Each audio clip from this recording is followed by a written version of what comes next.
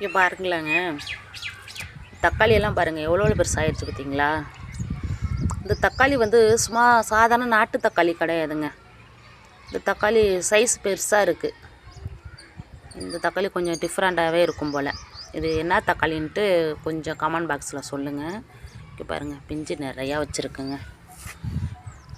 இங்கே பாருங்கள், பிஞ்சு வச்சுருக்கு. ஆனால் வெயில் தாக்கம் ரொம்ப அதிகமாக இருக்குங்க. செடி அதுக்குள்ளேயுமே காய ஆரம்பிக்குது. அது என்ன பண்ணலான்னு கொஞ்சம் சொல்லுங்கள். இங்கே இருங்க, ஃபுல்லாக செடியெல்லாம் கொஞ்சம் வீணாகிட்டு இருக்குங்க. என்ன பண்ணுறது? நம்ம மிளகாய் செடியிலங்க காய் வந்து நிறையா பறிச்சிட்ருக்கேன்னு சொன்னான்னா பாருங்கள், நிறையா பறிச்சுக்கிட்டு தான் இருக்கேன்.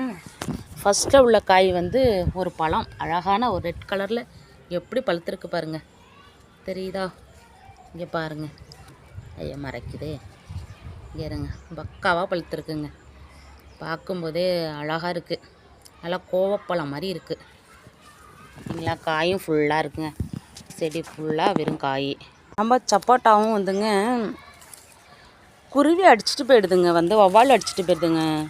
பழம் பழுக்குது, எனக்கு பழுக்கிற டைம் தெரிய மாட்டேங்குது. வந்து பார்த்தோன்னா அந்த பழம் இருக்க மாட்டேங்குதுங்க. நைட்டோட நைட்டு அடித்து சாப்பிட்டுட்டு போயிடுது. எல்லாமே பெரிய பெரிய காயாக தான் இருக்குது. ஓரளவு பறிக்கிற மாதிரி தான் இருக்குது. பறித்து வச்சோம்னா வீணாகிடும்னு விட்டோம்னா அது வவ்வால் அடிச்சுட்டு போயிடுது. சரி பார்ப்போம், நமக்கு கிடைக்கிறது தானே கிடைக்கும், பார்ப்போம் வெயிட் பண்ணி. பறித்து வச்சாலும் வீணாகிடுது. நம்ம கொய்யாக்காயும் ஓரளவு கொஞ்சம் சுமாராக தான் பெருத்துருக்கு. இருங்க, ரொம்ப பெருசுன்னு சொல்ல முடியாது. இதுலேயும் ஒரு காயை வந்து வவ்வால் அடிச்சுட்டு போய்ட்டுங்க.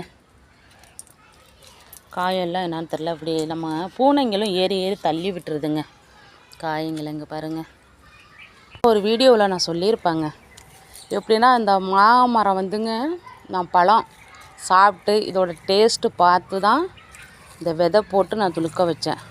ஆனால் ரெகுலராக இந்த மாமரத்தை வந்து பார்த்துக்கிட்டு இருக்குந்தாங்க. ரெகுலராகவே வருவேன். டெய்லி வந்து எல்லா மரங்களையும் இப்படி பார்த்துட்டு இந்த செடிங்களை பார்த்துட்டு இதை போய்கிட்டு இருப்பேன். ஆனால் எனக்கே தெரியாமல் இது ஒரு விஷயம் பண்ணியிருக்குங்க. இங்கே பாருங்கள், அதுவும் என் பையன் சொல்லி தான் எனக்கு தெரியுது. பார்க்கும்போது ரொம்ப சந்தோஷங்க. இங்கே பாருங்கள், நான் எதிர்பார்த்ததை பார்த்தீங்களா, எப்படி ஜகஜோதியாக இருக்குது பாருங்கள். ரொம்ப சந்தோஷமாக இருக்குங்க. நம்ம வச்ச செடியில், அதுவும் இல்லாமல் நம்ம எவ்வளோ தான் காசு போட்டு வாங்கி சாப்பிட்டாலும் நம்ம சொந்தமாக உள்ள செடியில் ஒரு பூ பூத்துருக்கும்போது இருக்க சந்தோஷம் இருக்குது அப்பா, எல்லை இல்லாதது. பிடிச்சிருந்தால் லைக் பண்ணுங்கள், ஷேர் பண்ணுங்கள், நம்மளோட சேனலை சப்ஸ்கிரைப் பண்ணி வச்சுக்கோங்க. தேங்க்யூ ஃபார் வாட்சிங்.